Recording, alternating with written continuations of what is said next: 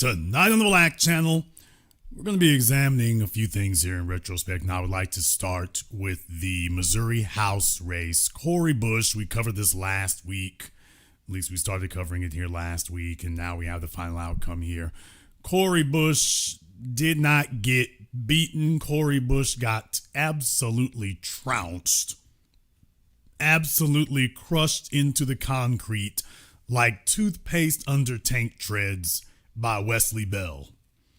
You can see the final numbers here on your screen. Here, she lost by over 30,000 votes. He got 83,000 or 59% of the vote. She got 52,000 or 37% of the vote.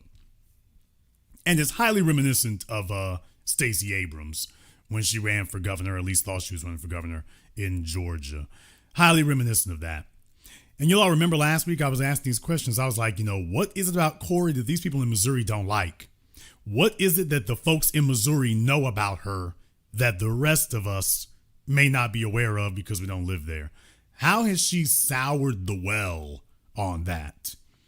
How did she sour the well?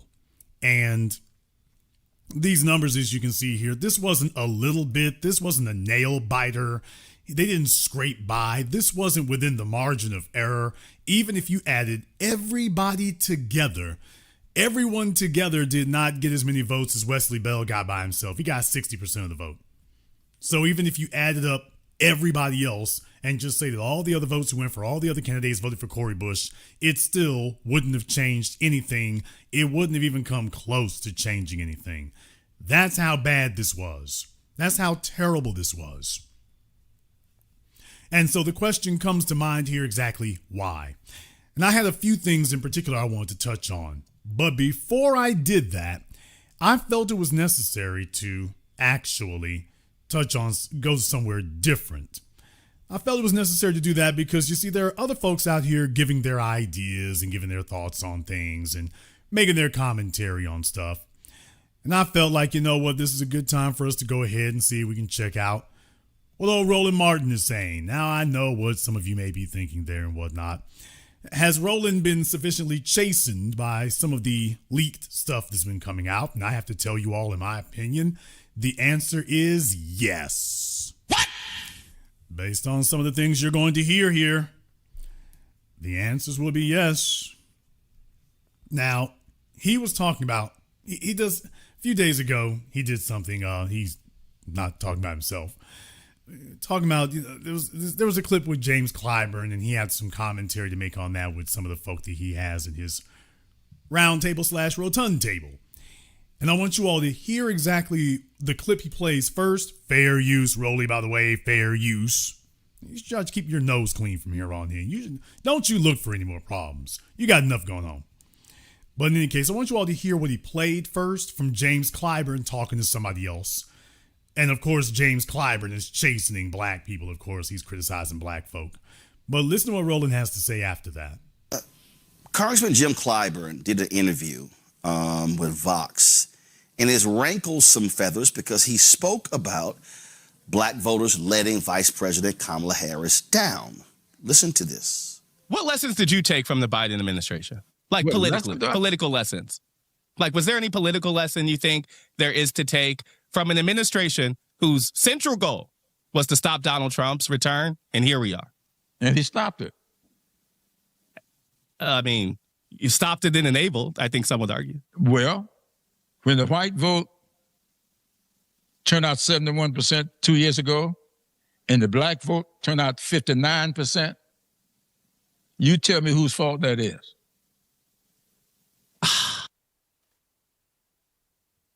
Nigga, what? Yeah. 14% of the population. And Jimbo Jangles, you all just heard it for yourselves. Jimbo Jangles says why it's your fault. As 14% of the population, it's your fault. Yeah. So you all can see why he keeps perpetually being invited to the Democrat fish fries. I mean, you stopped it and enabled, I think some would argue. Well, when the white vote turned out 71% 2 years ago, and the black vote turned out 59%, you tell me whose fault that is. I guess only 59% of African Americans went to the polls 2 years ago. It's tough for me personally to blame black voters for the last election more than it is to blame President Joe Biden. That's the fact. It wasn't Joe Biden on the ticket. It was Kamala Harris on the ticket.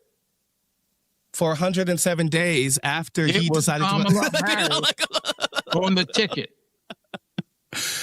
I guess I just wanted to see if there was a clear political lesson you took from that moment and whether you think something applies in this kind of larger democratic rethink after. But I hear you. You're saying that you think it was a media problem. It was a branding problem. It was a candidate problem. I didn't say that. The media had nothing to do with that 59%. If that 59% had been 69%, she would have won. I guess, so is the argument that black people let Kamala Harris down? Oh, in many instances, absolutely. Nigga, what? Looking exactly. Y'all, that still shot right here. He looks exactly like Steven from Django Unchained.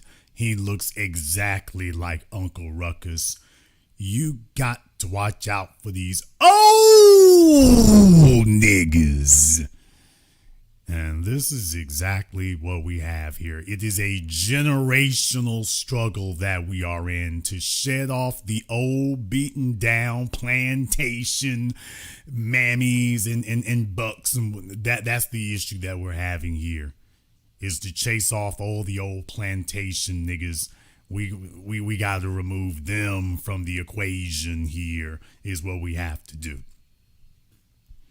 Because this is the only thing you can look forward to is buck dancing, bull jiving, plantation jamboree and jubilee. That's it right there. And of course saying that Massa can do no wrong. And it's always you niggas over here. If y'all would just got right there, it would be okay.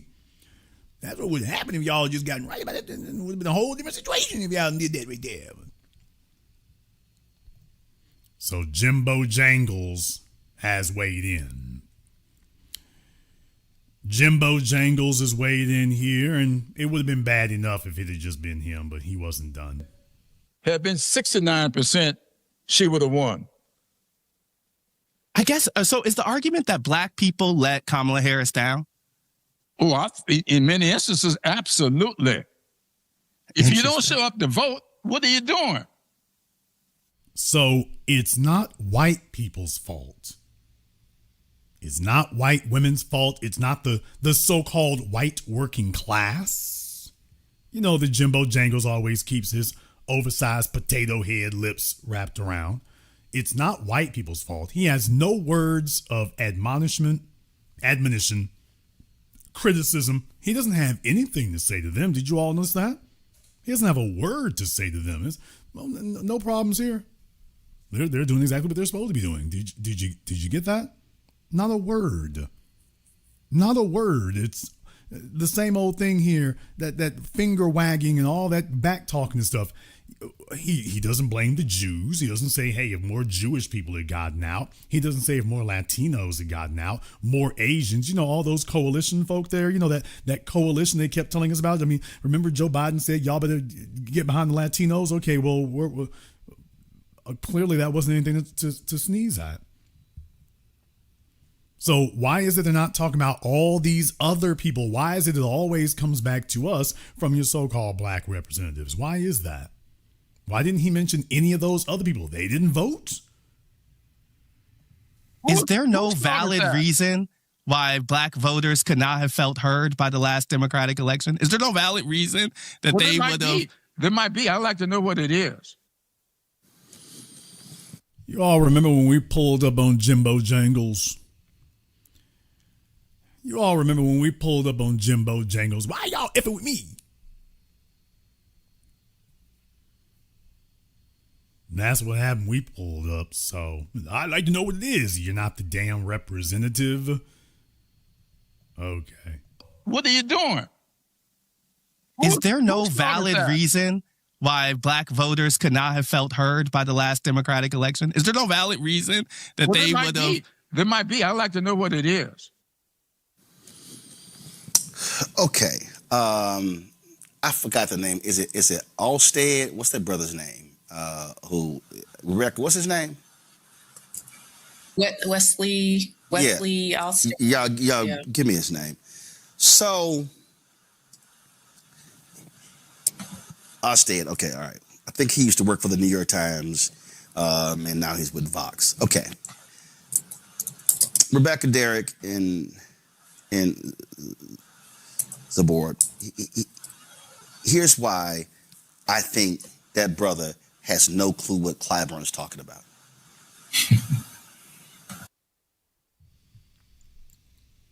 Yeah. You heard that correctly. You heard that right.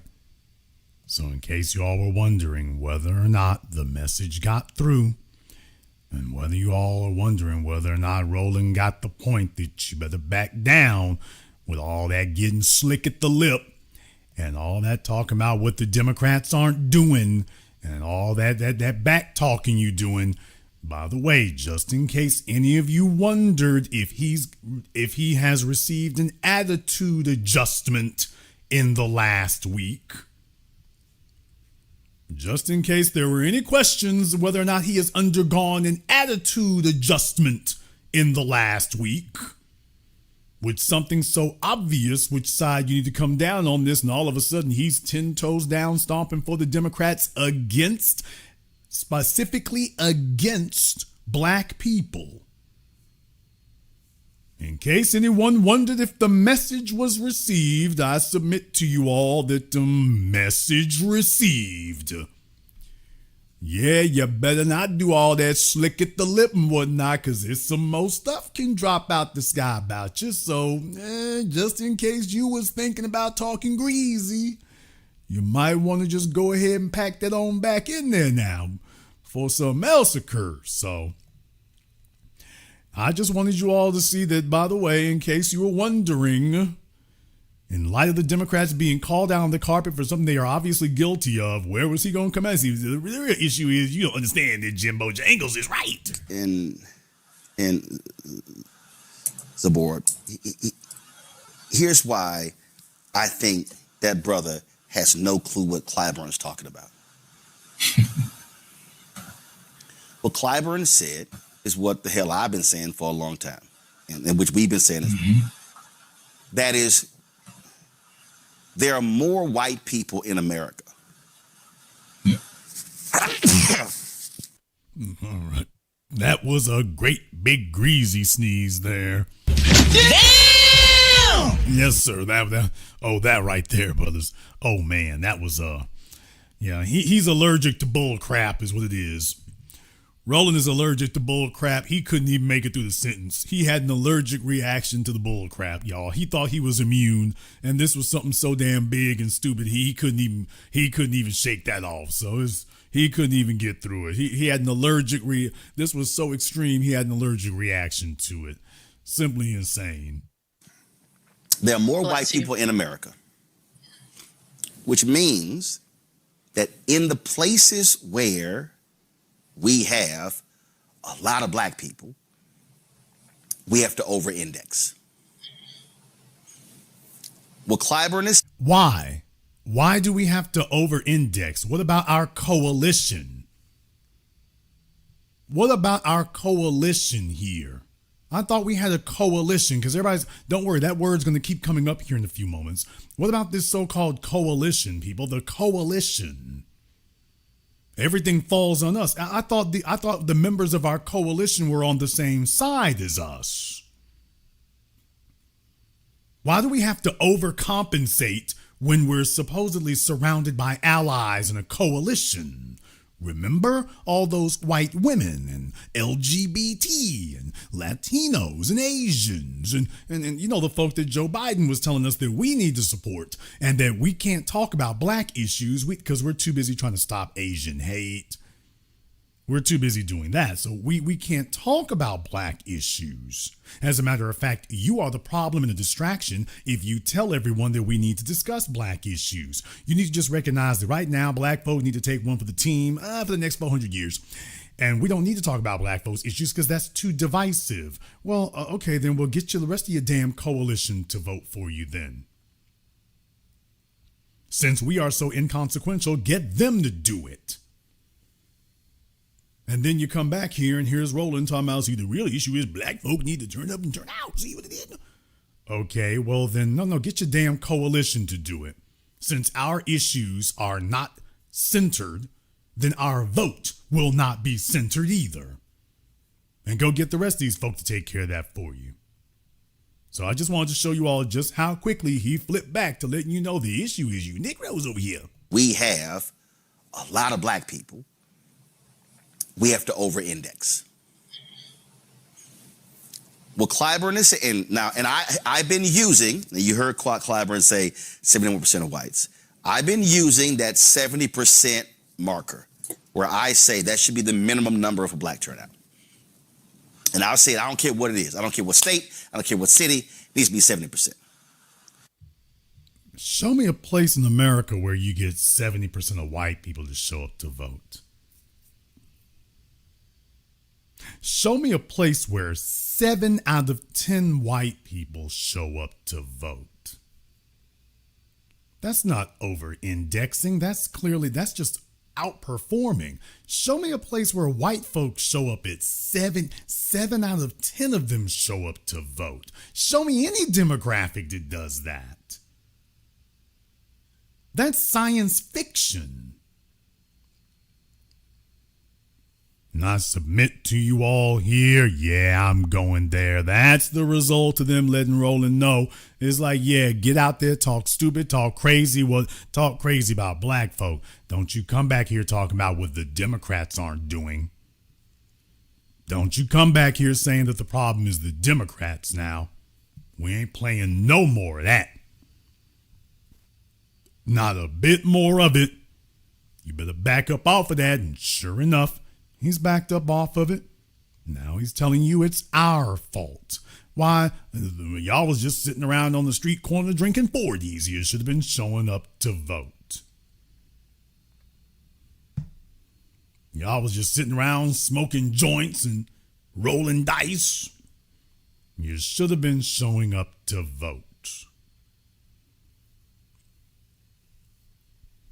To say this disgraceful would be one thing, but then again, if you all want to know whether or not the message was received since last week, if you want to know whether or not he got the point, I submit to you, he got the point. And I've been saying that because I go to my iPad. So this is the results of the... Oh, Roland, okay, y'all, let me stop here for just a moment. Do I need to take us offline for a moment here? Roland says he's going to the iPad. Roland, we all know what happened the last time that you went to the iPad, Roland. We all know what happened. This was the last time we saw you go to the iPad, just out of nowhere. So we might want to, okay, Roland. So it's, all right, y'all. Do I need to review this first before we go to Roland's iPad, y'all? Parental discretion is advised. Parental discretion is advised. Okay, I might have to censor this first and play this first, y'all. So I'm weighing my options. Election 2024. So I look at Michigan. Trump got 2,816,636 votes, 49.73%. Kamala Harris got 553,000 votes. But Trump wins by 80,103 votes. So I'm gonna look at Georgia. So if I do the math here, in Georgia, Trump got 2,663,117 votes. Harris got 2,548,017 votes. So Trump wins Georgia by 115,000. Then if I go to Wisconsin, okay, Michigan, Milwaukee. So Trump wins Wisconsin, 1,697 votes and 626. Harris gets 1,668. So basically, Roland is sitting here trying to explain through the whole thing. He's got out his spreadsheets and everything else. I mean, he has been duly chastened. I'm going to skip forward here a little bit. And yes, y'all, these freeze frames on Roland. His whole life is just one big cringe gag reel. Oh my goodness, you never saw a man. Just you can freeze his face at literally any moment in time in his life, and just the expressions are just an absurd amount of cringe. This requires therapy. I don't know if it is psychiatric therapy or electroshock therapy, but it requires therapy. Didn't vote in North Carolina, and you see it right here. Georgia was 16 electoral college votes. North Carolina was 16 electoral college votes. Wisconsin was 10 electoral college votes. Okay? So that's 42 electoral college votes. All right? And so when you start looking at math, we have to be maximizing our power. Now, what I believe Clyburn should have also said is that not that black people let Vice President Kamala Harris down.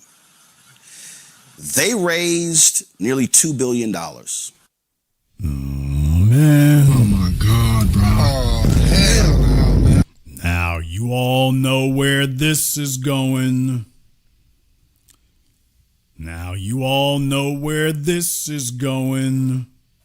Now, do not be deceived. This is not a criticism of the party. This is not a criticism of the leadership. This is simply handing out sitting up here handing out the bag and saying, hey, y'all need to fill me up. So you know where this part is going. He didn't say that they failed with their policies. He didn't say that they did not do a good job. He didn't say that they're ignoring us. He didn't say any of that. He's saying they were doing a great job. They just should have given him more money. The exact same thing he has always said. Always, without fail.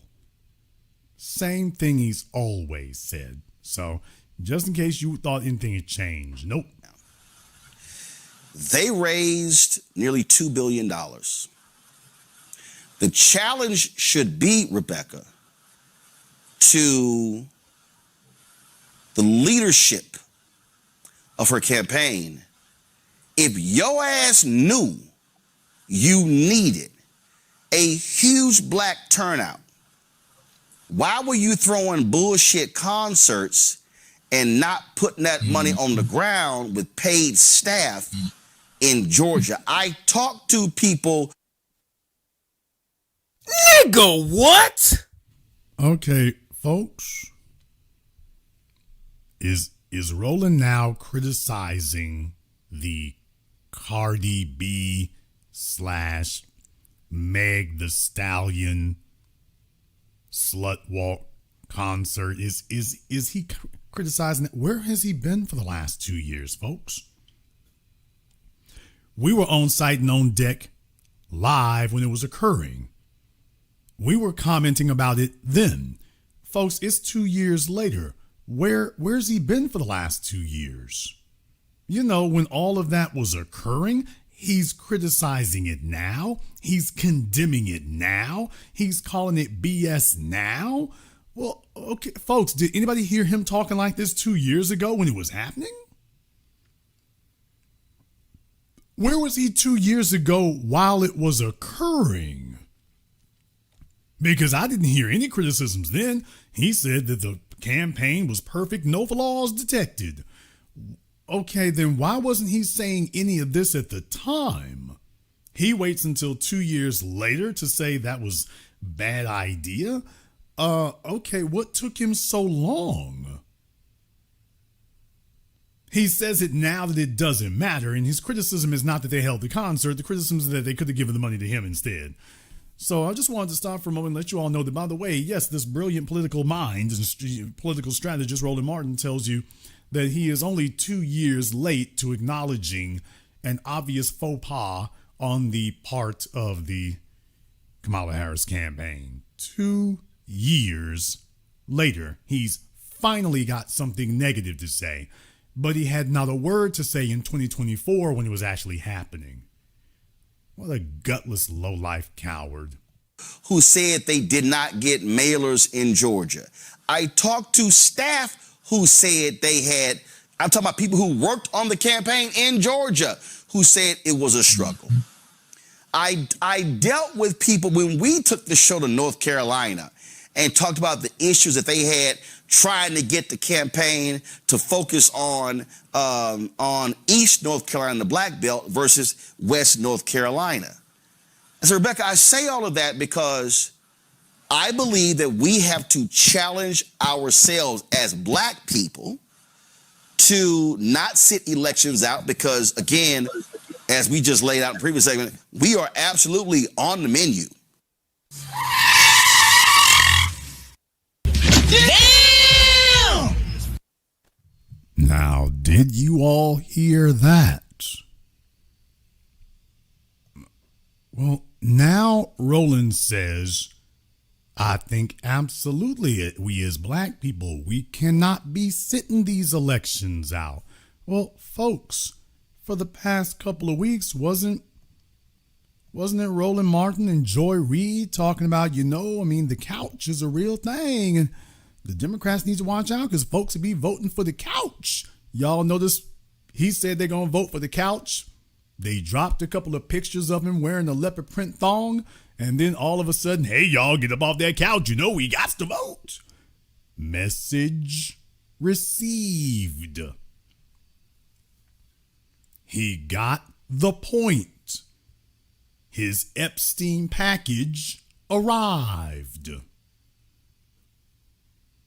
His Epstein package arrived. And he got the point.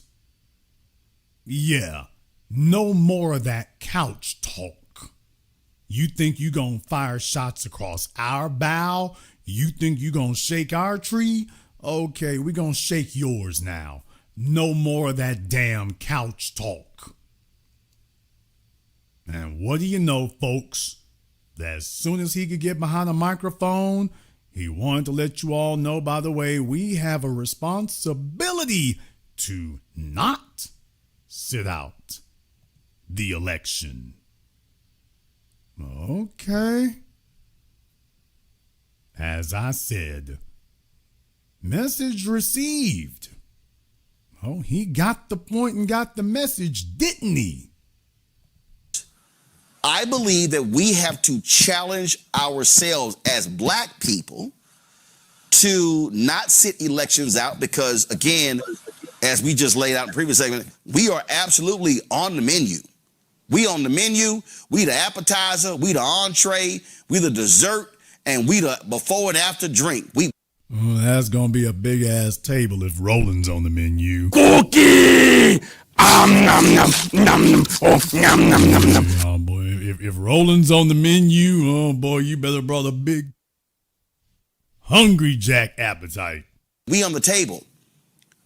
But what I need Congressman Clyburn to say and name check Jen O'Malley Dillon, Stephanie Cutter, David Plouffe, Quentin Fulks, and also that PAC that raised billions of dollars that would not even return emails or text messages from me personally. So I know it's about him. His only complaint is, why didn't y'all give me more? So anyway, he's back in his bag again. He's back in his pocket. No more of the really threatening stuff. He's just going back to himism, which is what they're perfectly fine with. You sit over there and beg us and keep begging us and go tell your people that their only option is to beg us and beg us. But they better not start thinking they have options outside of us. Personally, so I know they weren't talking to other Black people. The Democratic infrastructure has to own up to their failure about properly going after funding and targeting their core voters. Go ahead and weigh in. Okay, I've heard enough here. So if anybody was wondering whether or not Roland had his attitude corrected, if you wonder whether or not he's gotten straightened out, yeah, as you can all tell, he got straightened out.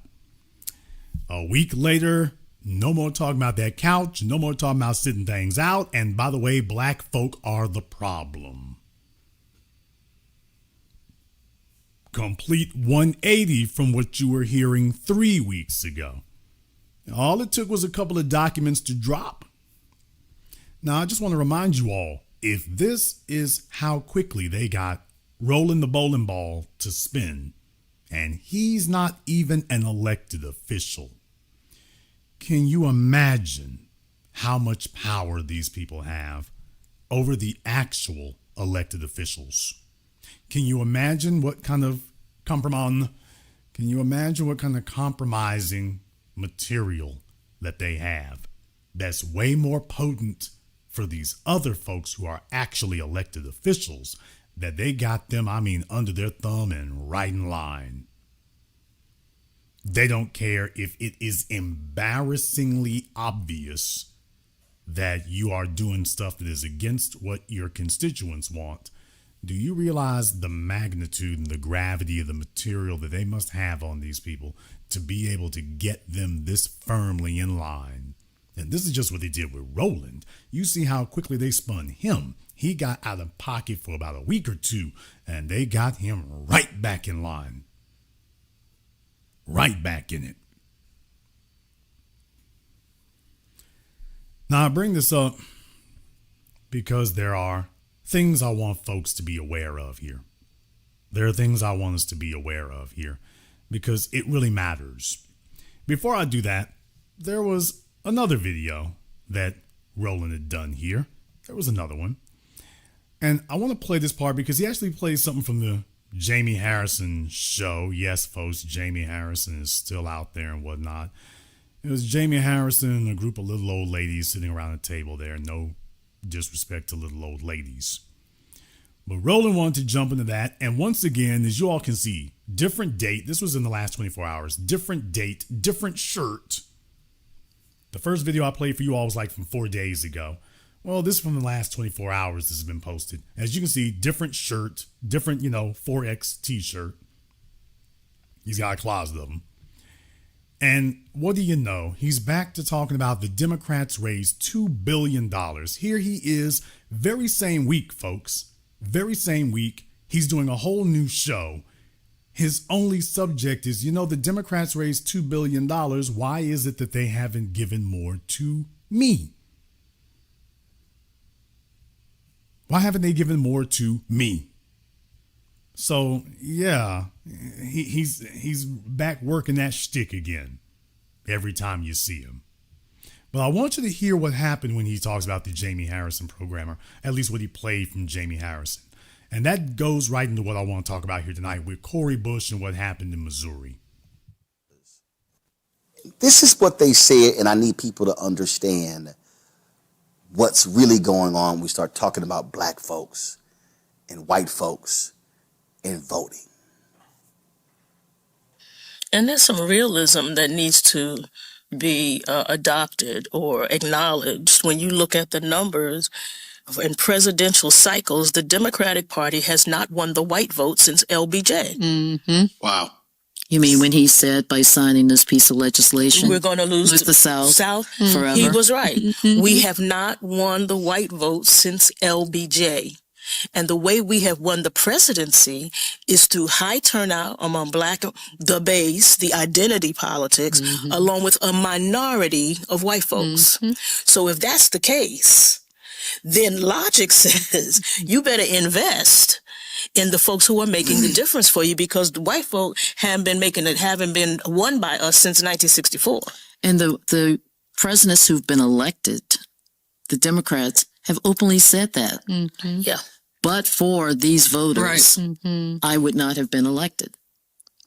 And if you believe, as I think we all do, that this is not about us versus them, but it's about creating an environment where we all feel welcome, then you will look at your budgets and say, listen, we do need to get some share of the white vote back, but we also know that we have to heavily invest in the communities that we believe in, Black women, who we know will show up because we have so much percent we have so much vested in what we don't, if we don't. So there they go with the gender war bull crap with little sassy Jamie Harrison over there. The Democrats are very good for finding these little rotund, sassy little dudes.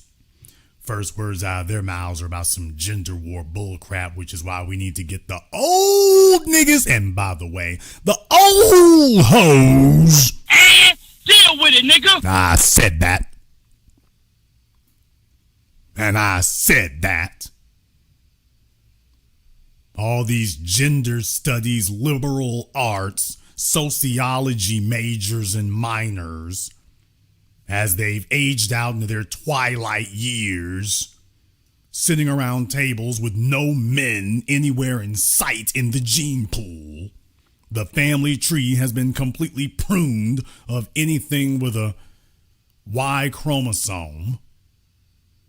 And then they give them a table to sit at to spew their vomit garbage. So we can brag about voting for Joe Biden. Because, of course, well, if the men don't like it, well, let me show you what we can do. So this is what the hell we end up doing here. So all I count is 5 women at that table. And deal with it, nigga. All I count is 5 women sitting at that table right now. I count 5 sets of ovaries. And this is the best they could come up with. I just thought I would take a sidebar to address that really quickly. And then you wonder why they're failing at every turn. So just remember, these are the individuals that they elevate in the Democrat Party, because the first thing they will do is start attacking black men and separating and dividing. That's the first thing that they'll do under the guise of blackness. But by the way, we all know who we're really here for, don't we? She just told you it's not about us versus them, and then went straight to not only us, but it's us against black men. Okay. Yeah, no wonder Jamie brought them there. Don't show up. I mean, we talk about 300,000 women that have lost their jobs since this new administration. Yeah. So, you know. So how do we change that in the party's politics? Nigga, what? Boy, what in the hell's the matter with you? Nigga, what? Nigga, what? People. Excuse me.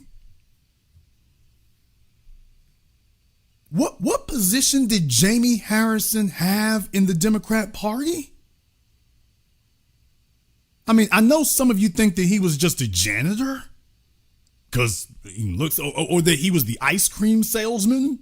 You know, that he was working on the concession booths at the Democratic National Convention. Can anybody go into Google real quick and see what was the position in the Democrat Party that Jamie Harrison occupied? Anybody want to go to Google right quick and go take a look and see what was the position in the Democrat Party that Jamie Harrison occupied? Because he just asked, well, how do we get the Democrats? What do we do? Oh yeah, that's right. He was the damn chair of the party. He was the damn DNC chair.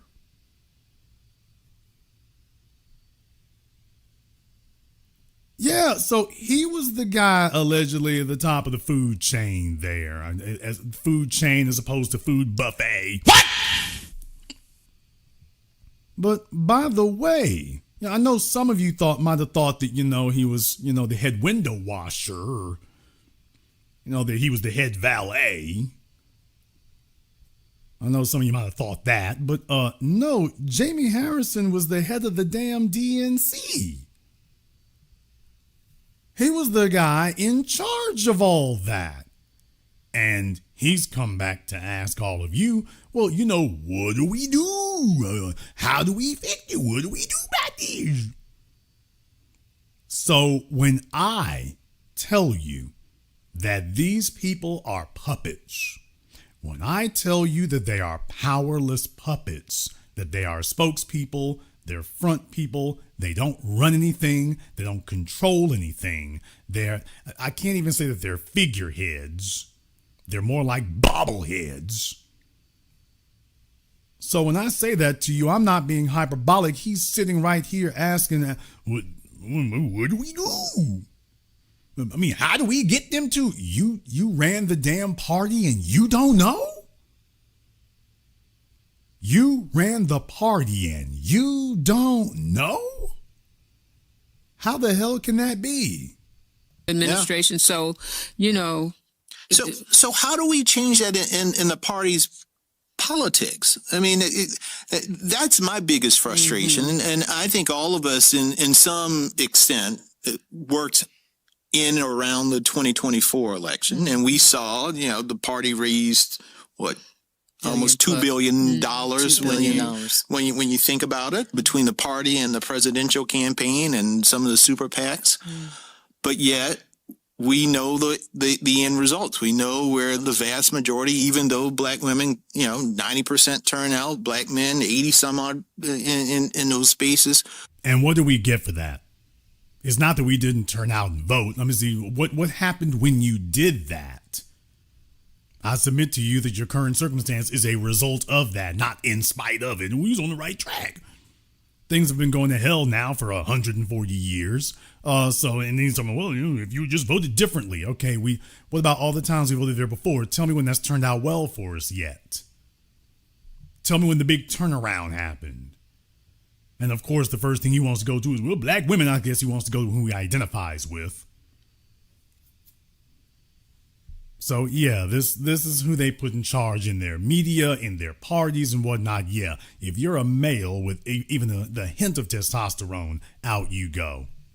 But the percentage of those resources, the consultants that were hired, were not reflective of where our votes are coming from. It's the same. It was during the hiring. Yeah, exactly. It's been the same since I worked for the DNC in 1980. Yeah. That's depressing. All right, that's depressing. That was just damn depressing. People, that was depressing. It's been the same since I worked from in 1980. So, and y'all are still sitting around the damn table and you're still supporting them. It's been the same thing since 1980 and you're still there. So you're telling me we're going on 5 decades now of futility and it's been the same since 1980 and you're still there? And you're still showing up and it's been the same thing for 5 decades. It hasn't changed and you're still there.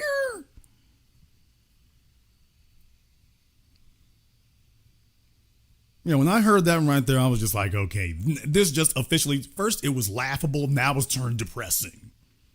This just turned absolutely depressing now. It's ridiculous. It is absolutely ridiculous now. Ridiculous. What the hell? Exactly. It's been the same since I worked for the DNC in 1980, and nothing has changed. Well, I would argue a little bit, slightly differently, because I think that part of the problem is who you do have at the table and who you do have. Right. The budget is the most important part of any apparatus, as you know, Jamie. Yeah. Wrong. And you got to have signature authority. Leah knows this. I know this. You know this, Jamie. If you don't have signature authority, you don't have insight into where all this money is going. Right. That's right. And so part of the equation of changing is you got to have somebody in the room on the money. I guess I done told the whole world money. No, one of the things, and I wish I would have sat down with y'all and talked a little more early on. Well, you can just wait until they have the next crocheting committee there, Jamie. You can go ahead and bring your needles and whatnot, and I'm sure you can join in with them there. You can all discuss shaving your legs and canker sores. Is when you do have signature authority, you don't sign it away and give it to somebody else. Right. Hello. And I'm going to be very honest. That is a lesson that I learned, and I learned it too late. Mm-hmm. All right, we're going to talk about the money piece later. Okay, no, Roland. We're not going to sit here and have you beg some more. We're not going to do that. We're not going to have you beg anymore here. Okay, I've heard enough. I was going to play some of the rest of this here because I think he's going to have a DeWeaver there talking stuff, and I'm like, okay, I'm done with that. Look here, folks. I want you to understand what the real issue is, okay? Understand what the real issue here is. And let's go ahead and circle back to Cori Bush because this is emblematic of the entire issue. I want to go back to Cori Bush again here. Folks, what is wrong with the Democrat Party? They're talking about money. They're talking about budgets. They're talking about all kinds of things that are intended to make you think that they realize what the real problem here is.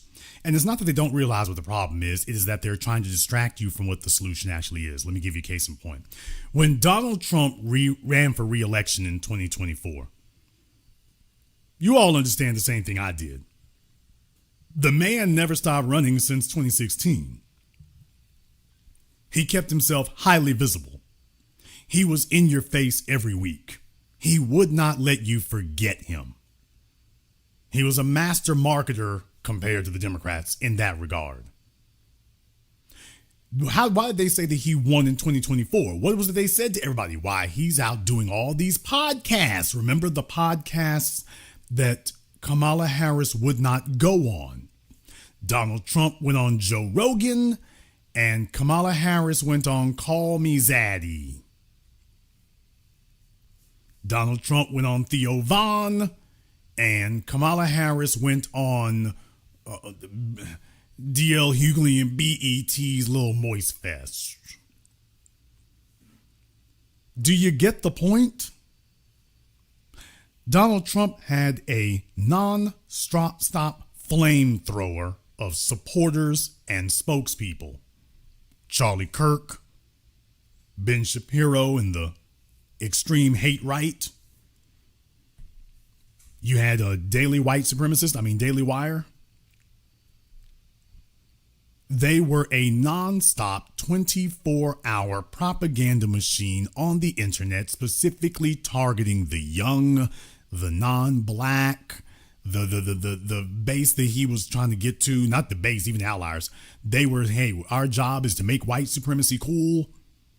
But there's a more important element here that I need everyone in here to listen to.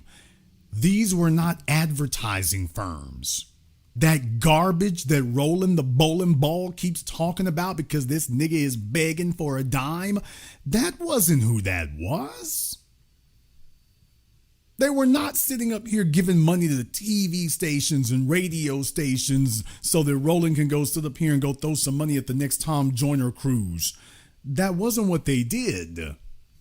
Need I remind you all, Charlie Kirk got what? A couple of $100 million from the same place they always come from. There's some white men to give you that. That, PragerU, Daily Wire, Fox News, all these outlets with men who are willing to give them hundreds of millions of dollars. Not to promote the Republican Party, but to promote this spokesperson who is going to pretend that they're talking about general social issues and, of course, will ultimately steer everything back to, and you need to vote Republican. They've had a nonstop stream of them that they've been plowing money into. Tim Pool and the rest of them, remember, he got caught up in that.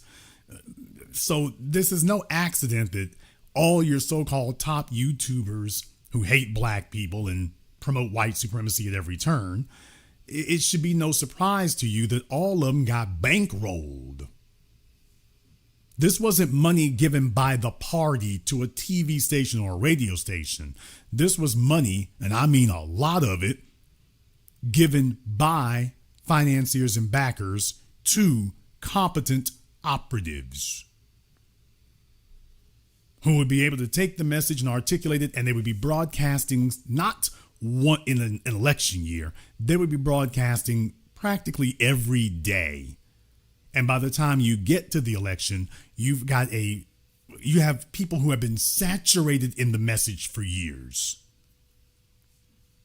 They've been saturated in the message for years. And when it's time for you to have election day, everybody's already up to speed. They've already made the end thing to do. So you see Charlie Kirk, you see Nick Fuentes, you see Candace Owens, you see all these people who got bankrolled, and I'm talking about to the tunes of hundreds of millions of dollars, not a few thousand, not 300,000. I mean, they got fortunes of money poured into them to completely saturate the zone. And the results were predictable after that. It's predictable what the results would be when you've saturated the zone with that. So I'm just saying $200 million to Charlie Kirk, that was just one. That was just one. Folks, do you realize that was just one $200 million infusion? And then he got several others. But then there were other people who have received similar amounts of money. Now that's the point that I'm getting to right there. So that when election day came around, they didn't have to fight to get out there. They had already been campaigning all day, every day, 7 days a week, nonstop. And it's not about them broadcasting live. Remember, Charlie Kirk's whole thing, and part of the reason they got him killed, for the folks out there who don't like it and whatnot, a major factor in why he got killed was because he refused to do the event indoors. He had done indoors events. He refused to do the event indoors because he was concerned about two things. Number one, he was concerned that if you do it indoors, that the folks who didn't like him, Groypers and others, he was afraid that they might get most of the tickets or get a certain number of the tickets, and that would amplify and enhance their ability to disrupt the event. So if it was indoors, in an indoor place, a smaller number of people, it enhances their ability to disrupt the event if you're doing it indoors. If you're doing it outdoors, it decreases their ability to disrupt the event in mass like that. It would disrupt to be able to do that. Also, he wanted to do it outdoors because he wanted to give the impression that this is like the Trump rallies. Oh, take a look at the masses of people out here. There's so many people that we couldn't even fit it indoors. We had to be outdoors because there's just so many people who are vibing with the message. And that was his reason for wanting to do that the way that he did. For those of you who are wondering that. And because his whole thing was about being on the internet. His whole thing was about being clip worthy. Can we make a clip out of this? Can we make this go viral? So his whole thing was being able to get viral moments that you could clip because his audience was the internet. His audience was the algorithm. His goal was to go viral, not to get on CNN. So that was why doing it the way he did it was so important. Now, what I'm saying is that that's what you got for your $200 million. You got somebody, whether he's a white supremacist liar or not, you got somebody who knew how to operate within the internet environment. He knew how to operate within the viral, meme-worthy, short clips the TikTok, Instagram environment. He knew how to do that. That was what the $200 million was for. Roland Martin couldn't do that to save his life. He couldn't do that to save his life. And what you have is a situation where you have all these other operatives who have been equally bankrolled, equally financed, equally enabled, and they've done the rest. And they didn't just wake up in 2024 or 2026 and then start saying, hey, everybody, we need to vote. They were saturating you the whole time. They were giving you daily updates day after day. They were reminding you day after day that something's not right here, day after day. As we all know now, because they've had to admit it, Daily Wire was spending millions of dollars on Facebook and YouTube, and still is to this day, by the way. So no wonder you couldn't get away from them. YouTube and Facebook were making sure that you saw Daily Wire being advertised to you. It didn't matter if you hated Ben Shapiro. They were going to force him on you. Now, that's something that Roland the Bowling Ball and the rest of them never got or understood, and they don't get it or understand it now. You see, Roland won't debate anybody because he can't. He'd get his leopard print thong clapped. What? So Roland would not want to sit up here and do that. And they're not going to allow that because he doesn't want to sit up here and get humiliated publicly. These other guys, they made it their job to have these crazy debates with college students at least. But I want you all to understand that that was the goal. To keep broadcasting day after day, week after week, not to just jump up during an election year and attempt to set. Because understand, in conventional politics, this is the way it works, folks. In conventional politics, and this includes rolling the bowling ball, in conventional politics, they tell you, remember, that voters aren't paying attention until the last 90 days of the election year. Remember? I'm sure most of you have heard that. Well, they tell you, voters aren't really paying attention until the last 90 days.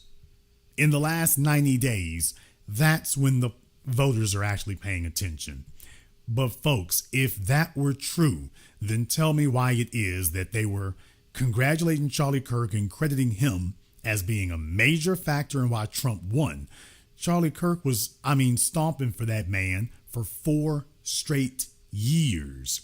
By the time you got to 2024, you had this tsunami of support that he had been sweeping up the whole time and pushing forward the whole time. That's what it was. And that's what Cori Bush didn't have. Cori Bush did not have this tsunami of support doing that. They didn't have that. They didn't sit up here and they didn't sit up here and get to that. That's not what they did. Cori Bush did not broadcast 24/7. She didn't talk to us. She didn't talk to other people. She should have been doing interviews the whole time. Cori Bush should have been doing an interview per week. And then she should have come right back around and did them all over again. She should have been doing the exact same circuit like the Chitlin circuit. She should have been doing that the entire time. And she didn't. She waited until the last 90 days and hoped that she had enough money and enough, name recognition. And that was it. But what she didn't do was spend the previous 2 years making sure that every living human being in the state of Missouri and all the other states outside of it knew who she was and knew what the issue was. Donald Trump made sure of that. Trump made sure he was on Fox, he was on Valuetainment, he was on Joe Rogan, he was on Theo Vaughn, he was on Charlie Kirk, he was on anybody and everybody. He was on anybody and everybody. And then you take a look at these Democrats who haven't done so well. There are folks they'll talk to, and then there's the riffraff that they won't. And then, of course, they can't put down their cocaine or, liquor or whatever they're all floating on. They won't put that down long enough to be able to make sure they saturated the zone with themselves. That's the issue. Now, over here in the New Black Media, this is all we do. And we have done this forever. We are broadcasting all the time, every week. You know where to find us. It doesn't matter whether it's an election year or not an election year. This is where the conversation is constantly happening and constantly taking place. We're not a bunch of Democrat shills. We're not waiting to get our super secret emails from the DNC like Roland Martin to tell us what we think or tell us what we're going to say or to tell us to shut up and stop saying it. Ain't that right, Roland? And this is why it doesn't matter how much money you give to these people, it's not going to work because these are not competent operatives and these are not competent communicators. They're not able to do that.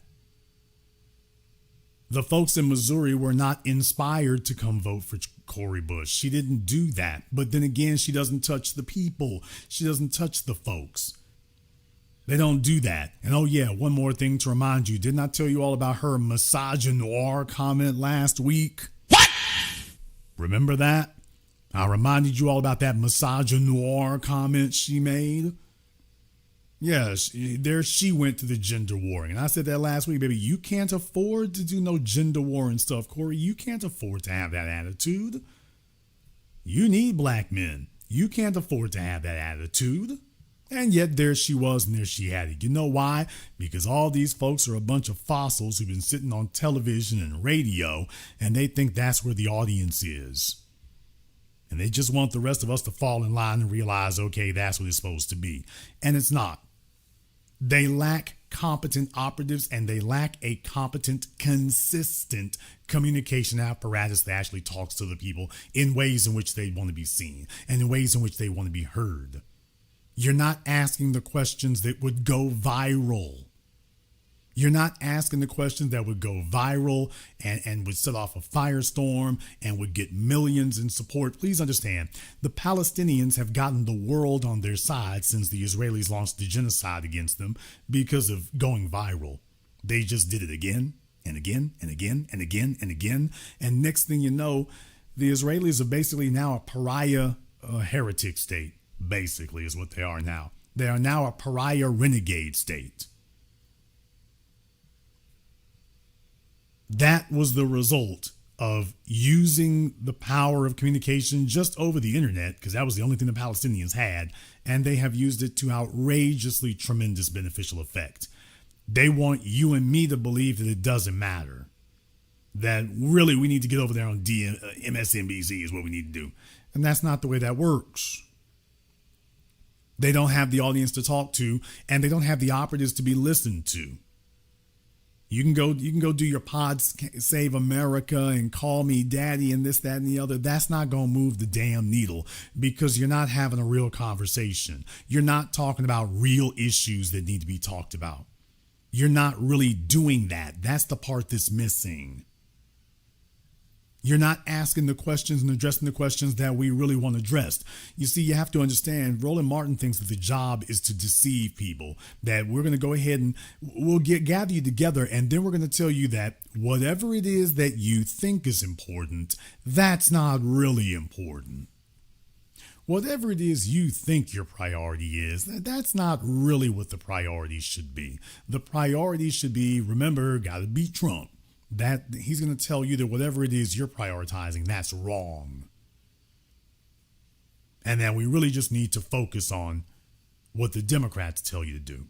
But whatever you want, whatever you think your issue is, that's just wrong. And that's how you ended up here. These people, and now what they're going to do is after 2026, they're going to disappear wholesale in 2027. And then they'll pop up again in 2028, telling all of us that it's a crisis, telling all of us that this is the most important election of our lifetimes. Mark, I want to just remind some of the younger folks in here, kids, I have been hearing that phrase literally non-stop since 1992. So just understand, since 1992, that has been a phrase used specifically by cable television, but everybody has said that literally every election since. Literally every election. This is the most important election night of our lives. This is the most important election night ever. This is the most important election in history. They have said that literally every election now for the last 30 years. Every election. So just understand that that's meant to alarm you, and it's meant to get your attention. But I don't want you falling for that. I do not want you falling for that, because here's the thing. If this election were so important, you would not be ignoring us. And deal with it, nigga. If this were really so important and really so crucial and really so critical, you wouldn't think that you had the latitude and the luxury of ignoring us.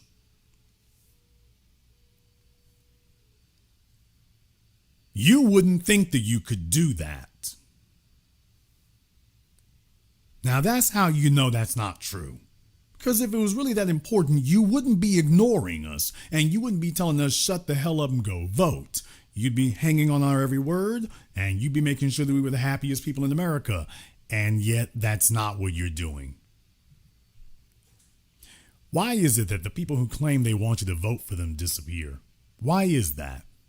Why is it that the people who claim that they support you and that you're supposed to be supporting them, why is it that they disappear? There's the real question. Why is it that they do that? I'll give you a case in point here. Here's Kamala Harris. She recently came out of mothballs here yesterday.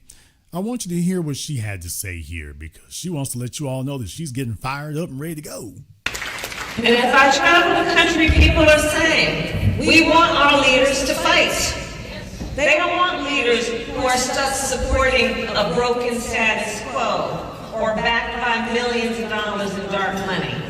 They want leaders who have moral conviction and know how to fight.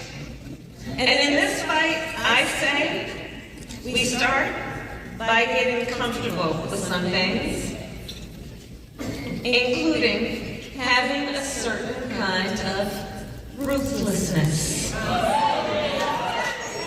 Now, in case you all did not understand what she said there, she said we need to get comfortable with certain things, including getting comfortable with a certain kind of ruthlessness.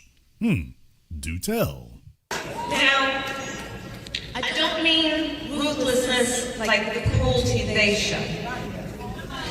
I mean the kind that is uncompromising in its impatience with injustice, that shows no mercy for corruption, that fights back hard when they threaten the power of the people. That is the kind of ruthlessness that must be the attitude of the Democratic Party.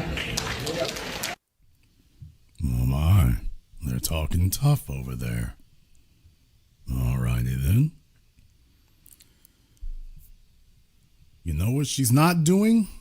Now, she's sitting there in New Orleans, Louisiana, and I understand that, and that should get your attention, by the way. They're sitting in New Orleans, Louisiana.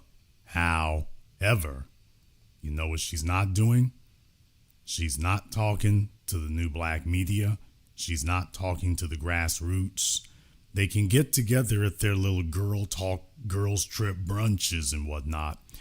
But you're not talking to the soil. You're not talking to the people, the folks who have made it their job to broadcast about this 24/7. Those are the ones you're not talking to.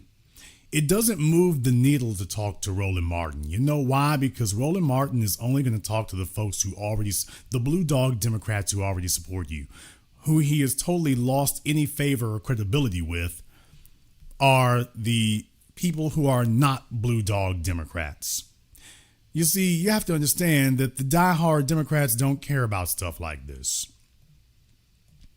The diehard Democrats, they will vote for rapists, they'll vote for pedophiles, they'll vote for murderers, they'll vote for child molesters. Please understand, these people are beyond morals or scruples.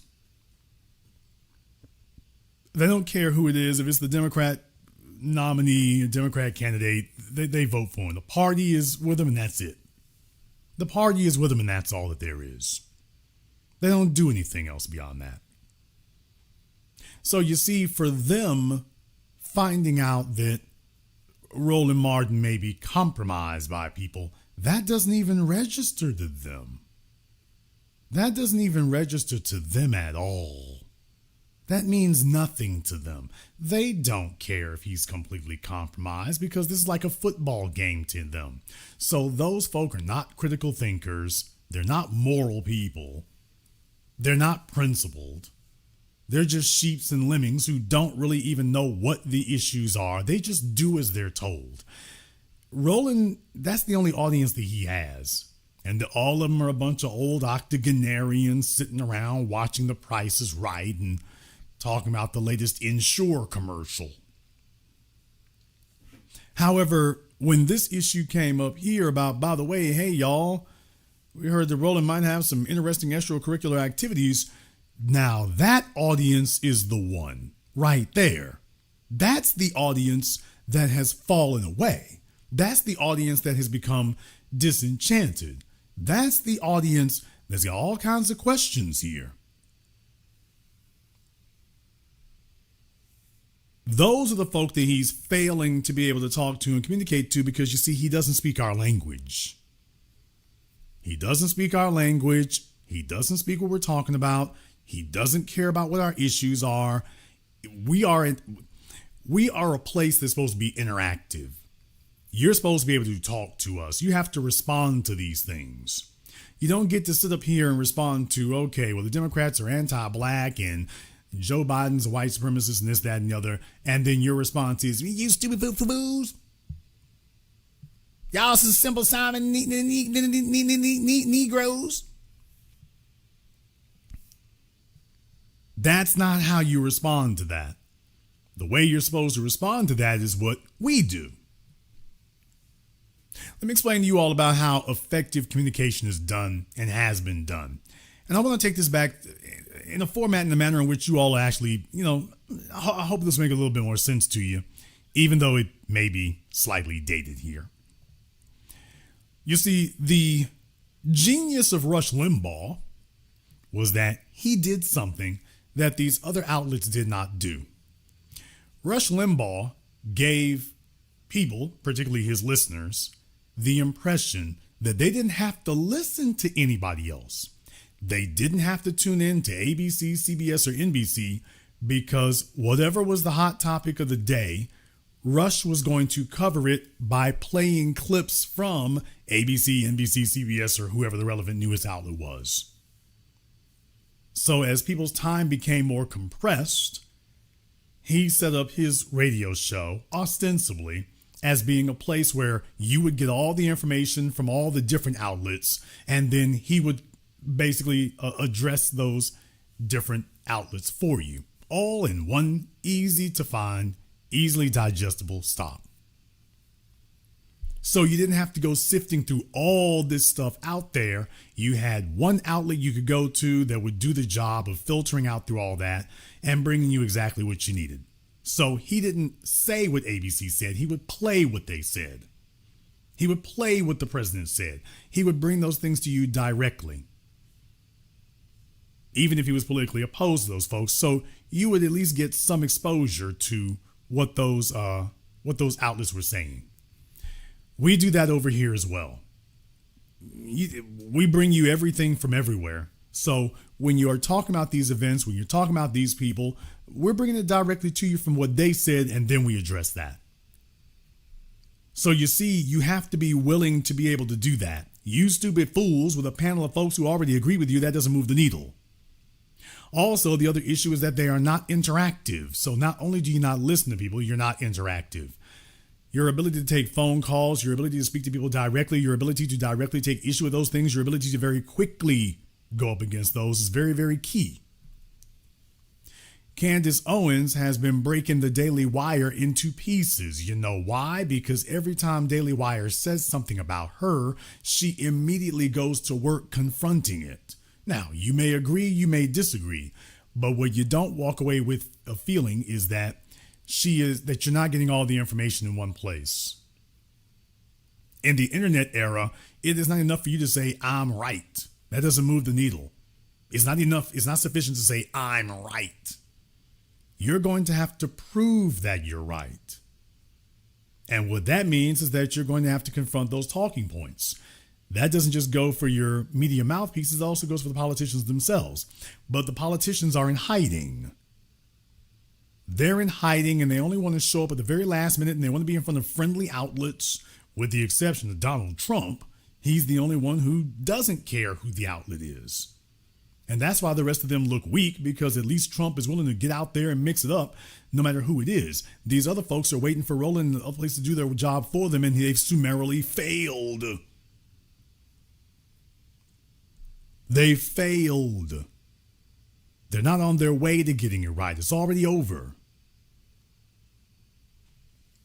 So I wanted you all to understand that old Cori Bush was out there, and I can't take it seriously, because my whole point is that, wait a minute, what were you doing for the last 2 years? How hard did you work to even make yourself available to be interviewed? Because I'm like, knowing you're behind the 8 ball like that, maybe you can't raise more money, but what you can do is show up in more places more often. You can be there every damn week, or at least once a month, that you are going to come through and you are going to be seen and you're going to answer questions.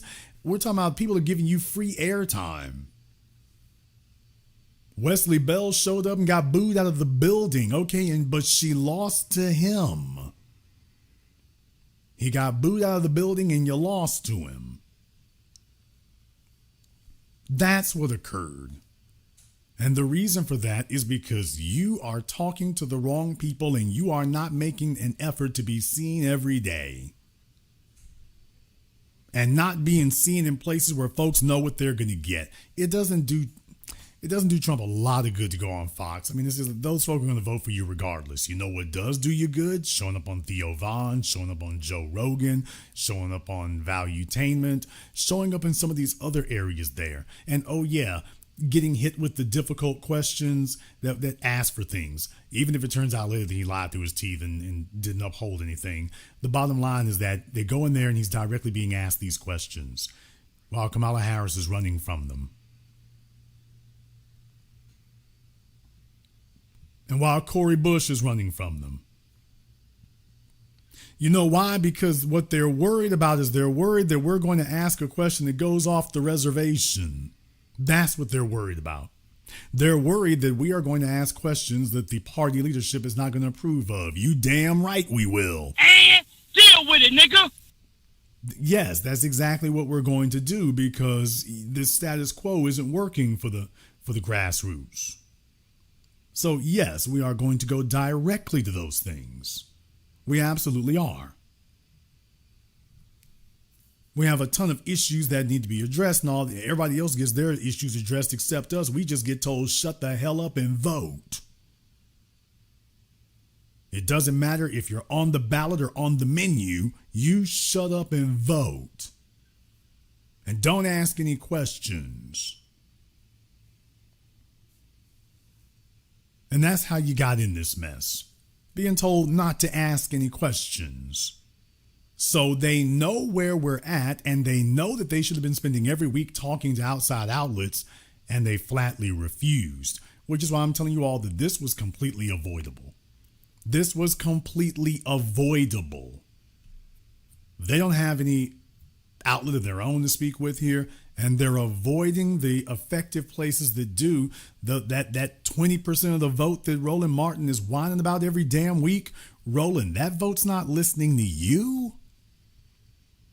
Here's the bottom line, folks. It doesn't matter what you think or what you feel or this, that, and the other. The bottom line is, Roland, whether you think it's 20% or whether you think it's 50%, the bottom line is they're not listening to you. That vote isn't listening to you, Roland. That 5% that shifted to Trump from Black society, that wasn't listening to you. And they're not listening to you now. So it's not like if the Democrats would give you a few more $1 million, you'd be able to shake them up and wake them up. They're not listening to you now. They're not paying attention to you now. Giving you a few $1 million is not going to give you more reach to those people. They already heard what you had to say. They've clocked out. They're not interested. You're not who they're listening to. They're not receptive to you because they know you are literally a Democrat puppet who the Democrats have compromising material on here, going back to Donna Brazile and probably before that. So it's not like that necessary in-between element is listening to you. That in-between element listens to us over here. That in-between element listens to other outlets. They don't listen to the Democrats bought and paid for do boys and do girls.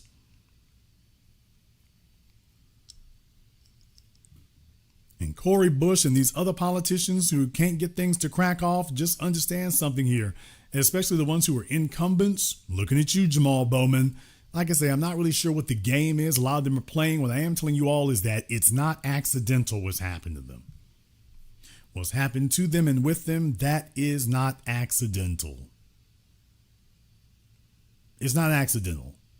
They could have spoken. They could have shown up. They could have done interviews. They can do that on their own. They don't have to wait for a TV network. They went to go talk to Breaking Points. Okay, and what did you get for that? How many Missouri, I said this last week, how many Missouri voters are waiting with bated breath for Turning Point, Miss Bush? You're talking to everybody who doesn't matter here. Some white folks show up and here you go. Okay, let's talk to them. And let me go ahead and say something else here. By the way, I understand. I want to go a little bit further into this. You see, a lot of them are afraid. They're afraid that if they regularly engage with us, that all of a sudden they're going to legitimize us, and then our power and influence is going to grow exponentially. And the issue that I have here is that you all should be smart enough to lean into that. I'm going to upset some folks with some things I'm going to say here tonight, but I feel it is necessary to say that. That did not have to be the case with Jamal Bowman or Cori Bush or Nina Turner. What? Damn!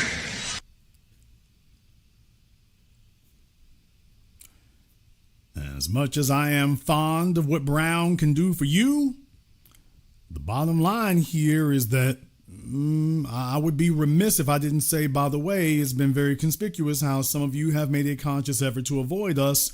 Because you see, I see you all on CNN and I see you on the cable news outlets. And by the way, what the hell you got to show for it? What the hell you got to show for it? Folks can sit up here and kiss Joy Reid's ass, and then she's banished to the internet and trying to figure out how to put her feet up under her. But I'm just saying, by the way, some of you other insurgents, I realized that you had a similar pattern of behavior. I couldn't help but notice. You had a similar pattern of behavior. The fact that you might say some of the issues that we agree with, that does not change the fact that, by the way, you too have had a similar pattern of behavior of treating it like, well, you're afraid of what will occur if we become too powerful and influential, so you better not talk to them because that would legitimize them. And first of all, you cannot delegitimize us. That's the first thing.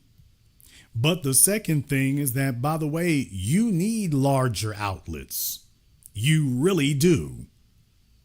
In case you all didn't notice, you think you're going to swing a vote talking to these other clowns? You think that's going to happen there? You think that's the way that occurs?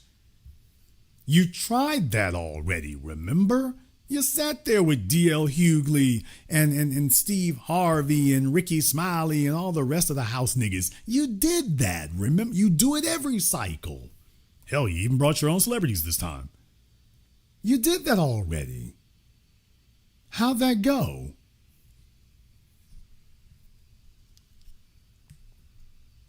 You're afraid that if we get boosted here, we become more powerful. That's exactly what you need. You need to have some outlets that are not corporate control that actually can be able to do those kind of things. However, y'all, it's like Vlad TV and the white outlets and whatnot. Everybody shows up for Vlad till he gets everybody locked up in jail, basically. They go on these white outlets or these white controlled outlets, and you don't ever have anything that is speaking in the interest of the people whatsoever. And so when the white controlled outlets or the corporate outlets decide to lock the damn doors on y'all, you don't have anything. And so you're spending your time furiously banging on the door to try to get them to open it back up again, as opposed to having another outlet that they can't control in that manner.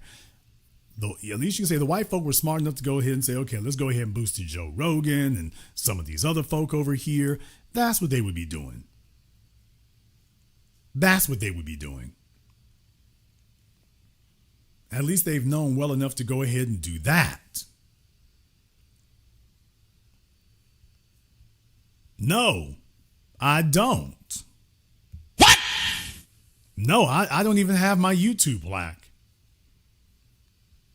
I had asked about it years ago. I have never received my YouTube plaque. I've never received it. I don't have it to this day. I'm not chasing them around about it, but they gave me some answer about my content and whatnot was not what they really wanted to boost. They didn't feel it qualified for it, which whatever in the hell that means. But no, I never received my plaque. I never got it. For any of my channels, I've never received it. Yeah, other folks pretend to be renegades at this. We're the real damn things over here. No, I've never received it. But you know what? That's okay with me too. That's okay with me too. I want y'all to understand that. I am cool with that. You know why? Because this is the grassroots, and you know what it means to be with the grass. You know what the roots are? The roots are underground. What? The roots are underground, man. I'm doing this straight from the underground. I don't represent those interests there. I'm not here to compete about plaques and whatnot. The real issue for me would be if they ever gave me one. You show me one rapper who got a Grammy who didn't get bought off by the system. You tell me one rapper who got his Grammy and then next thing you know, he wasn't the damn flunky of the system. You tell me one.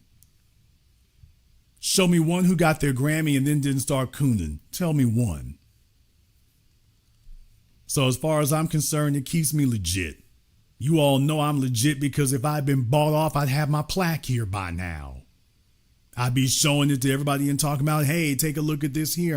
I'm the next thing coming up on YouTube. Okay, you're popular on YouTube and getting nothing done for the people. So as far as I'm concerned, no, it just keeps you honest and keeps you focused. I'm coming straight from the underground with it like Cube. So this is exactly where I want to be. It doesn't bother me at all. That is what legitimizes me. The fact that you can have the numbers that I do and they are terrified of me. How in the world do you have the numbers that I do and they're as scared as they are? That legitimizes me. Right there. You see, look, there's a whole bunch of folk who tried to broadcast when I did and whatnot. Folks don't listen to them. The A-dunce crowd, nobody listens to them. I mean, they fell in and fell out. Game over. They don't get views. They don't get anything. You're not moving the needle. It's just a little weird group of weirdos out there and whatnot. So you can sit up here and set up a YouTube channel and then most of them get ignored. We don't have that issue over here. We don't have that issue over here. We don't have that problem. That's the thing. So just understand that if we were getting picked up by them, that would be problematic for me. That'd be problematic for me if that were the case. But since I don't have that issue, I'm not worried about it. So just understand that's what makes me legit right there, is that we stayed focused like a laser beam on what we talk about, and take a look at the numbers that we have as a result. Now, of course, if we had, $200 million behind it, okay, sure. If we had $200 million behind it, but then again, what couldn't you do if you had that kind of backing? Please understand, all your biggest social media websites and whatnot, at some point they got a $200 million infusion. You give somebody $200 million, how the hell are they going to fail? But inversely, I know a whole bunch of folks who tried to do this and nobody listens to them anyway. So it's not about are you indignant or are you unhappy and this, that, and the other. Because there's a whole bunch of folks who are indignant and unhappy and they put on their koofies and start yelling at the sky and all this old stuff right here, and they get forgotten and disregarded. We are obviously good at sticking to the issues and articulating the issues in the interest of the people. But by the same token, please understand that for the party has an issue with that. In the chat room, I don't need a plaque. All of you are my plaque. And deal with it, nigga.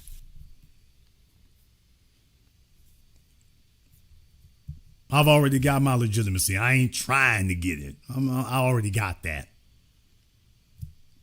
I'm pretty sure Roland's got a plaque somewhere around there. He's got a plaque and no street credibility. My name's good on the streets. I would not be worried about a damn thing. I can walk through New Orleans. I can walk through anywhere. I ain't worried about it. I sat there in front of all of y'all live and in person in New York. Wasn't nobody giving me no trouble. I sat there in front of y'all live and in person in D.C. Nobody was giving me any trouble. Sat there live and in person in Atlanta. Nobody was giving me any trouble. So I can say things he can't say. I can say things he can't say. There are folks who want to talk to me. There's not folks sitting up here trying to pull up like that. So I got respect in that regard. The people are my plaque. I don't have to have credentials and whatnot. I got respect. I don't worry about my credentials. I got respect. I got respect among the people. And it's not a bunch of glad-handed ass kissers out here looking to get some airtime or looking to get a plaque or looking to get a title and take some pictures they can go put up on Essence magazine. That ain't what it's about for me. It's never been about that for me. When you say Roland Martin's name, you say it with a snicker. When people say my name, at least they say it seriously. Now, that's something only time gives you. I've always told you all, I'm just the messenger. All of you are the message that I came to bring. You never heard that from these other folk. These other folk make it about them. I've never made this about me. That's why I don't have to sit up here and jump out there and throw my face out there. It's not about me. It's about the message. It's about the message. And as a matter of fact, it is even more important for the people to pick that up. You see, if it's just me running around rattling the cages on James Clyburn, that just tells them, well, you've only got one person to be concerned about. So if we go ahead and lock him up or knock him off or something, everything is okay. When you see a whole bunch of other people pick this up and run with it, it's like, I'll be damned, it's wildfire. It's wildfire. Now, that's what gets their attention. If it's just one person, they can disregard you. When they see it's become a contagion, you can't disregard that. That's not one person anymore. That's a movement. That's a movement. That's not just one guy's opinion anymore. This is the sentiment of the people. So what they're trying to do now is figure out, how do you contain this renegade sentiment of the people that may be getting articulated by this one host? But how do you contain that? Because he's not speaking for himself, he's speaking for the people. How do you do that? Now, that's what they're trying to figure out now. And what I'm telling them is that what I've been saying for a decade now, this is not a momentary aberration that's going to rise up and then subside and go away. This is the new normal. You know, like housing prices. What? You know, they're telling you that right now about housing prices. That housing prices, this is the new normal. Remember? This is the new normal. Nobody's expecting housing prices to go back down. They're just telling you this is the new normal. Gas prices. Remember back when Bill Clinton left office, gas was below $1 a gallon. Today, it's the norm to see it at $2.50 to $3. Welcome to the new normal. The cost of water hasn't gone up like that, but the price of gas did. So they're just telling you now, just forget going back to $1 a gallon. This is just the new normal. Well, you know, this newly revitalized focus on Black empowerment, it ain't new, and it's the new normal. It's not going anywhere.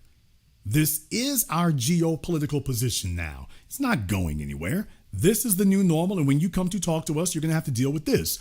They get dudes like Roland Martin to tell you that the issue is not Black empowerment, the issue is scholarships. We had some old scholarships, and if they would just spend more money advertising, because remember, Roland Martin said that Joe Biden didn't do anything wrong, that the only thing that they were messing up at was they were not effectively communicating what a great job they were doing. Nigga, what? Remember, Roland said that the only issue that Joe Biden had, that they were doing a great job. The only problem was that they were not doing an effective job of communicating what a great job they had been doing. Remember? And he said that's why they needed to hire him, because he could effectively communicate how great of a job they were doing. But he said, no, they're doing great. Yeah, Roland said that was a great job you all saw. Joe Biden and them doing it. That was the definition of a great job.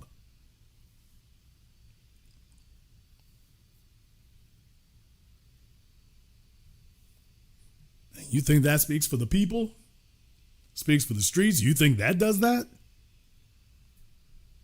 And so these other would-be insurgents and whatnot, just understand they tend to disappear. They're relying on the system. Okay, let's put some radio ads out there and hope you get picked up in the stream, as opposed to those of us who do this. So, and for the folks out there who claim to be insurgents and whatnot, and you know who you are, I'm not going to just go down the laundry list naming names. I just named a few up tonight, just let you know, hey, y'all, we saw that. And please understand, you've done yourselves more damage than anything else, because you have not given yourself any type of outside communication apparatus. You haven't given yourselves one. You haven't given yourselves one. You're relying on the exact same people that the party controls to keep you out. You're relying on them to open a door to let you in. And we're showing you that's not happening. It's not happening. You can go talk to Breaking Points. The problem is Breaking Points ain't going to talk to you every day. And you need to have a steady, constant drumbeat of that. Is Breaking Points where the Missouri audience is? Because if it isn't, you need to be where it is.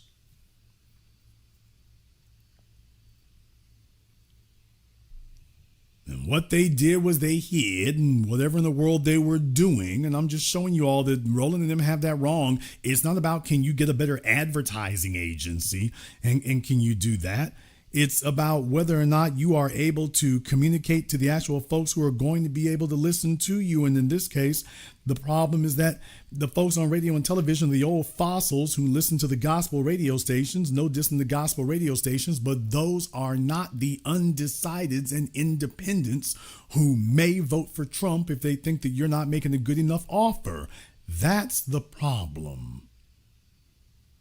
And those people, the folk who might vote for Trump, they don't listen to Roland at all. They don't listen to Roland any more than cockroaches listen to Ray Fogger. What?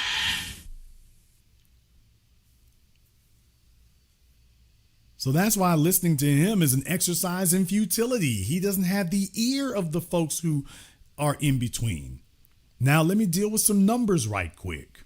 Cori Bush lost by 35,000 votes. That's not a small amount right there, people. That really, really isn't. And you really have to start asking some questions about where did that 35,000 go? Where did it go? What happened to it? Where would you have had to get those numbers from? Well, it looks like you either would have had to get them from Wesley Bell's voters or from folk who didn't vote at all. Now, granted, that's enough people to fill up a sports arena. And I understand that. That's enough people to fill up a sports arena. It's not half the population of Missouri, but it is enough people to fill up a sports arena. And that's where what the margin that you lost by here. I say margin, that's the amount you lost by. What does it take to galvanize 30,000 people? It's like, okay, if you knew after the election day where your numbers really came in, the question is, okay, where do you need to go find 30,000 votes from? You need to find 30,000 votes. Where are they? Where'd you leave them? Do you have them? Or are you saying something that's making them say, yeah, that's not worth that? Did you sit down with the sister girl power talk and figure that was going to carry it? Because you sat up here and heard that the Democrat Party is very welcoming of this gender war, handkerchief haring, mammy, gender war and garbage crap, you would-be failed feminist spew. Okay, the Democrats love hearing y'all sit up here and deflect with that because they know it's a loser. They sit up here and cheer you all on and give you a table to sit at with Jester Harrison. No disrespect to Jester Harrison. But they sit up here and have y'all sit up there at the table with them, knowing full damn well that's not going to win anything. Knowing full well that you've just set up and poisoned the well. And when it's over, I don't know if you could have found 30,000 votes, but I'm just telling you with some of that talk I was hearing, that's how you lost 30,000 votes. That's how you lost them. You lost them there. And you lost them from the fact that we couldn't find you for years. And you're talking to all the people who are not going to matter. And you need to have a third-party media apparatus that's broadcasting 24 hours a day that you can plug into at times like this. Y'all are sitting up here trying to do it by the seat of your pants, and it's like, okay, that's not the way that's going to work. Do you understand that the law offices of Morgan & Morgan gave, couple $100 million, however much John Morgan gave? I mean, he gave millions and millions of dollars to the Democrats as one individual. We're not even going to get into like AIPAC stuff. It's just this one individual. That's the kind of cash they can throw around for that. And you all are trying to tell me that, well, we're just one Roland Martin interview away from winning? We're one Jamie Harrison interview away from winning? We're one appearance on CBS News from winning? Answering a bunch of damn irrelevant questions nobody cares about? Oh, we don't want to talk to you other folks over there because you might ask about some real things? Okay, maybe that's what you're missing? Well, don't worry, we're bought and paid for. They'll look out for us. Yeah, they're going to look out for you. If you're going to run over somebody in a bus, you got to look out for them if you're going to run them over. So, yeah, that's where you're at. So this is the sad story of Cori Bush in this regard right here, folks. And it is a direct result of not speaking. If these candidates who don't have the money, they already know what I know, which is Donald Trump was stumping for himself. But more importantly, he had a bunch of operatives and apparatchiks who were broadcasting in his interest every day. From the Daily Wire to Charlie Kirk. Charlie Kirk was a full-blown evangelist. He was going from one school to another. High schools, colleges, universities, anywhere and everywhere. They would, if they would let him in, Turning Point was infecting everything. They were infecting everything. And he was just one among many. When you start adding up the Megyn Kellys and the Tucker Carlsons. What? Oh, yeah, we haven't forgotten about that. The little get-together campfire kumbaya session may have broken down into a fist fight. All hands up. We didn't see that coming. But, folks, they were everywhere. Tucker Carlson, Candace Owens, Daily Wire, Megyn Kelly, you name it. All he had to do was just hit the damn circuit and go talk to all of them. Just one after another, after another, after another. It didn't matter the corporate TV didn't like them. It didn't matter the corporate radio didn't like them. That's what was missing. That's what's missing for Cori. That's what's missing for the others. They didn't put in the work. They didn't tour. They didn't talk to third-party media outlets. They didn't do any of that. They tried to fight in the same damn waters that were putting electric eels in there to shock you. And the result was predictable. The result was predictable. So that's why I was telling you all tonight here that this was not accidental.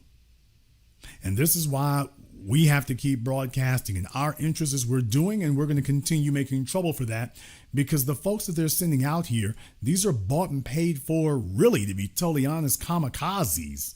They're not really intended to win. The Democrats chose who they wanted in Wesley Bell, and everybody else, you're not really intended to win anything. And if you're going to play by the Democrats' rules, then you're going to be, they're sitting up here telling you that if you talk to us, you'll be on the outside. Nigga, you're already on the outside.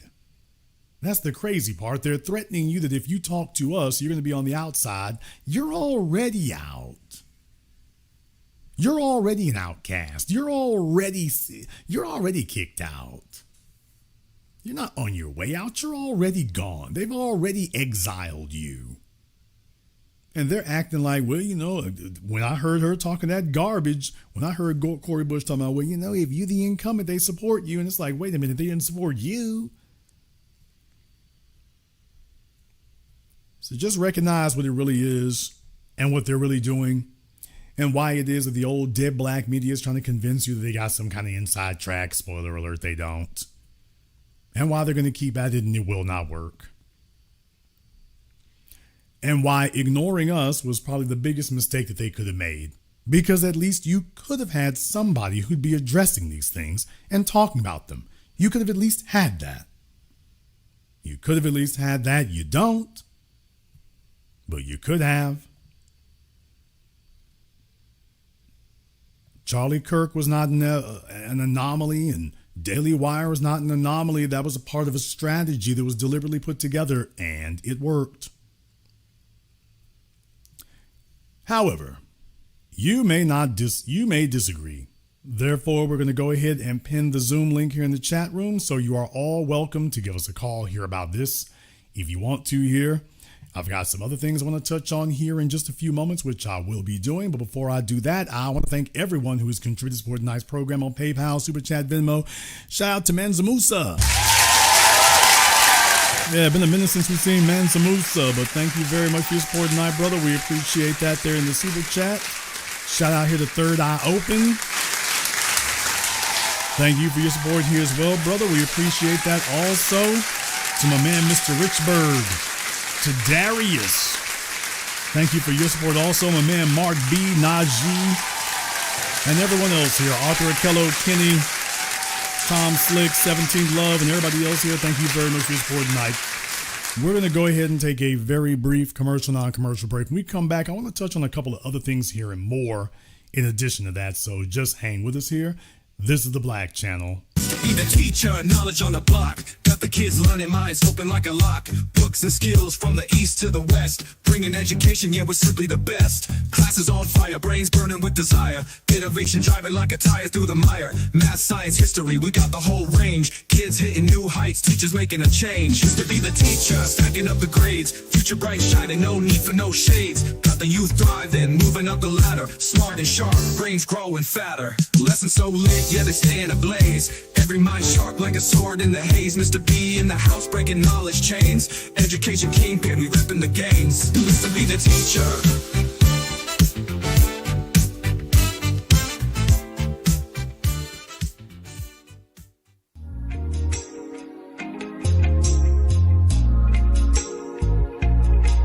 Order yours today to experience all the benefits of Ash Kickin' Body Butter. With skin so smooth and soft, you'll thank us for it. Shop Ash Kickin' online. That's ASHKICKIN.com.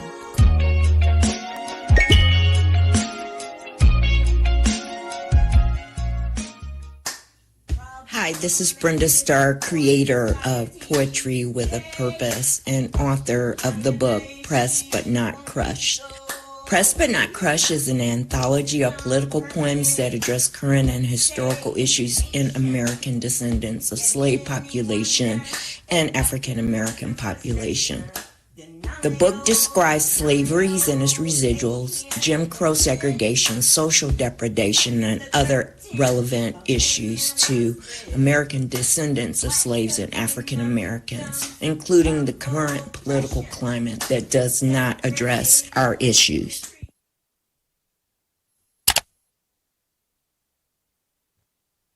This is the Black Channel. I am your host, your brother, your humble servant, the Black Authority. Very glad to be with you all here this evening. And in the spirit of folks who have not been listening to us, because there have been a number of folks here who haven't as well, folks are learning things, and we're sitting back to see if the lessons sink in. We're sitting back to see if the lessons are actually sinking in. The folks who were not listening to us all this time thought they were going to do things a different way. And there's a story out here, by the way, in case you hadn't heard about this. I voted for Donald Trump. Talk about buyer's remorse. I voted for Donald Trump. The chef. Oh boy, that's a hell of a way to start off a conversation.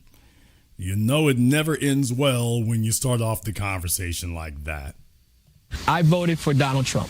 The Chef Creole restaurant in Miami's Little Haiti neighborhood is typically bustling with customers. Not today. People are scared. Owner Wilkinson Sajor says it's not just the clientele. After 34 years in business, he's lost his entire management team at 7 locations and will likely have to shut down 2 stores due to the end of temporary protected status.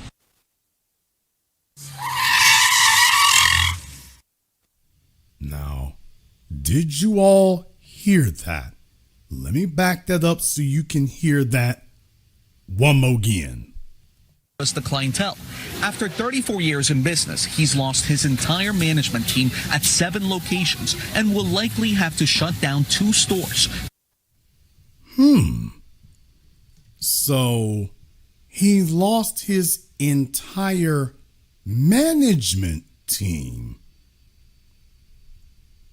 Oh, okay. Did you get that?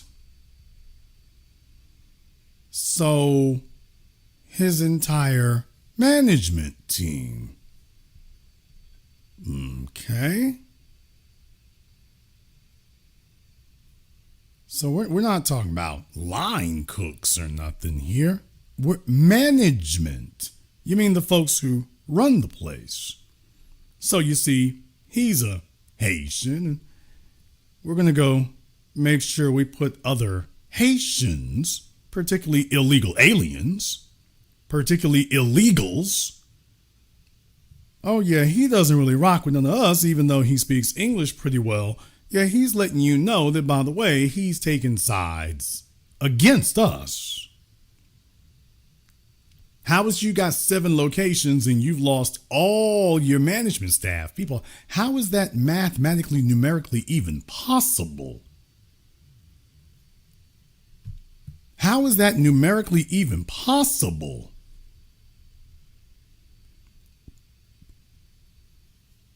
I want somebody to explain to me, how is that mathematically, statistically possible that out of 7 locations, you're going to lose all of them unless you're doing a whole bunch of stuff you shouldn't be doing? Not a little bit. You're just doing a whole lot you shouldn't be doing. And then watch for you to sit up here and drag your raggedy ass over here talking about unity. I'm taking a look at the way you run your life and your whole damn operation, dude. Ain't no unity with you. Let the dogs have them.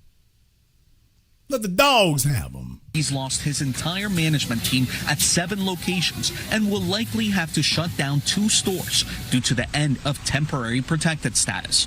The end of TPS means for me that my future in the hospitality business is almost going to be non-existent. On Sunday, federal officers made an immigration arrest outside one of his restaurants. What would you say to the president that you voted for? He sold to me that he is a businessman and that he will be making business decisions. Do you regret your vote? Yes, I do. I voted for Donald Trump. This clown talking about Trump convinced me that he is a businessman making business decisions. As if you and Trump are peers. I want you all to understand the weak, buck dancing, deficient, coonish mind. He's literally sitting there talking like him and Donald Trump are peers. Well, you see, I is a businessman with my 7 restaurants, and Trump is a businessman with these big-ass hotels and these golf courses. And you see, so he is a businessman, and I is a businessman. And so he's supposed to be making business decisions. This is a business decision. And you're running illegal business. This guy's literally sitting up here talking like him and Trump are peers in business. And I want you to understand, I keep hammering that point home because I want you to see that in his mind, him and Trump are sitting at the table, cracking open a brew and discussing about how they have to lord over all these little workers out here and stuff. And that he and Trump are comrades and peers. And, you know, this is the whole point that we've been making the whole time. Let me go ahead and tie this together for you all. You see, the issue that we have had is that Pan-Africanism cannot work because you've got, for example, in this case, individuals from the Caribbean who do not identify as black. They identify as Caribbean. So you see, their fallback position will be to link up with other Caribbeans. And they're carrying this low-key underground hostility towards us, when in reality their preference is to be with other and cooperate with other Caribbeans first, white folk second, and then in our case, they really don't want to do anything with us except try to victimize us and exploit us. So that's the mindset that they come at everything from.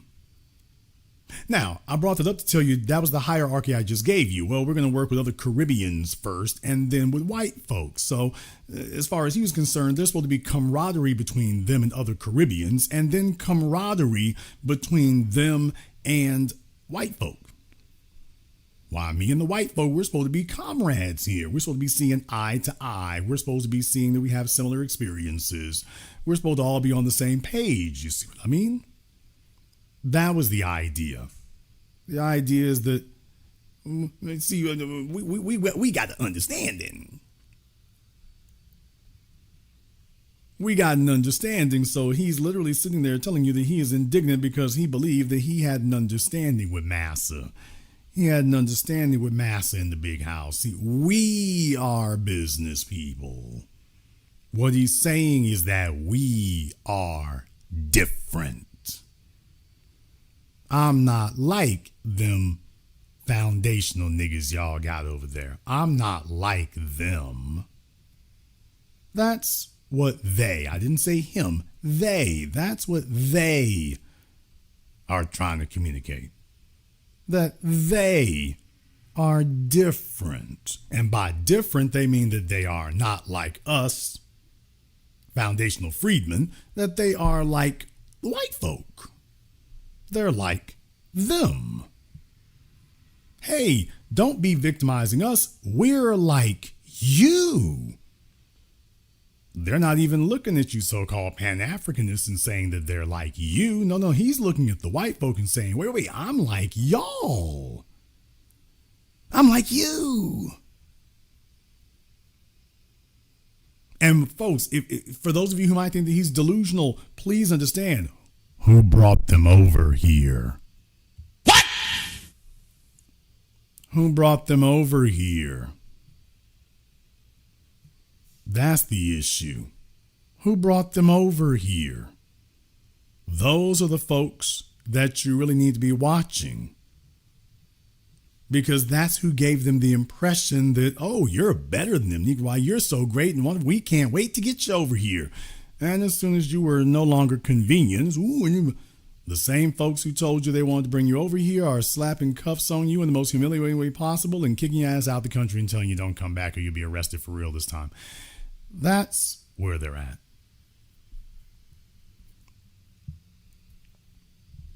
So remember, it was the white folk who brought them over here and they thought they had an understanding. Well, you're better than them Negroes we already got over there. No, I sure is. In Port-au-Prince, we work. And now he's looking at the twilight of his so-called business enterprise. He's looking at the twilight of it. All in one calendar year, by the way. It won't take a generation to wipe him out. It'll take just one. They let him go ahead and hire a bunch of illegals, and they're like, okay, we're stopping that. Well, when? Today. Now, he's looking around. Here's the crazy part.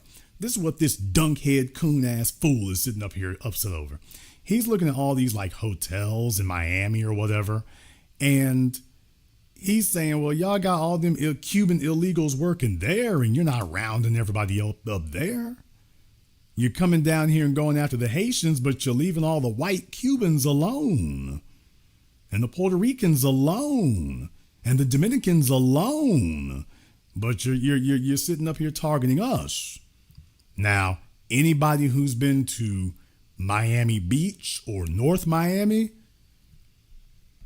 especially my folks down there in Miami Beach. I've told this story before. Y'all know about that bridge y'all got? There's that bridge. There's this bridge you go over. It's not a great big huge bridge. There's a bridge you go over. On one side is where they built up all the hotels. They got the hotels and the boats and stuff like that. I'm hoping they finish building that up. It's been a while since I've been down there. But on one side of the bridge, you got all the hotels and stuff they built up. On the other side of the bridge, it looks like damn mean little Haiti.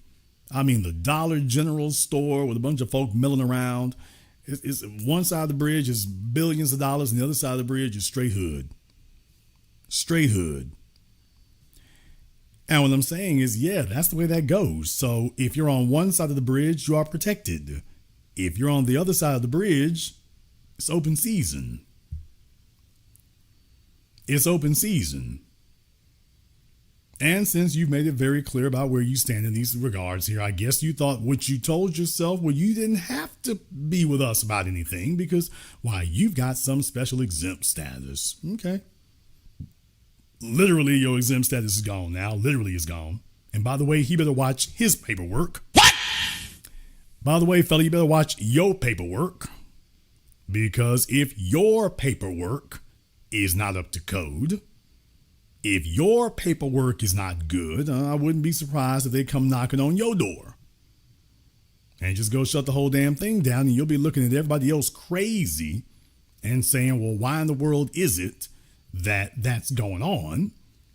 They're not going to the hotels and they're not going to the big white businesses and going after them. Okay, you'll be looking at them crazy, but meanwhile, Yeah, this is the game that you all thought you were playing. You thought you were playing that game against us. You thought that. That's what they thought they were doing.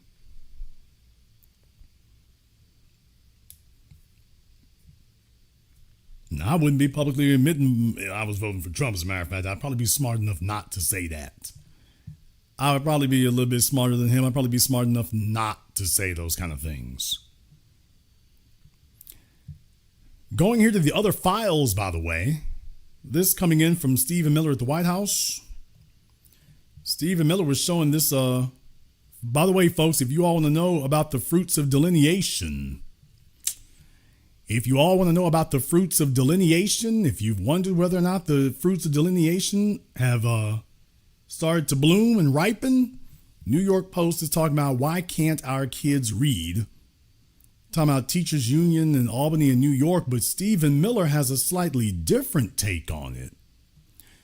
Stephen Miller, Donald Trump's flunky in the White House, says nearly 40% of children in New York State are foreign born or the children of migrants.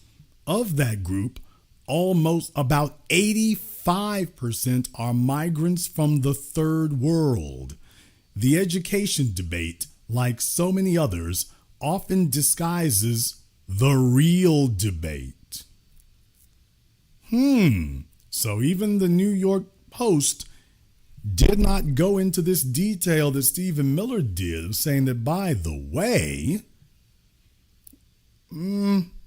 if you eliminate these illegals from the math, because a lot of folks have put on their buck dancing shoes and talking about the black folk don't educate their kids now. It's like, actually, who are you calling black here? So I would challenge anybody to dispute his math. I would challenge anyone to dispute the math here. I challenge anyone to dispute the math. Don't give me your opinion. This is the math. So if you have an issue with it,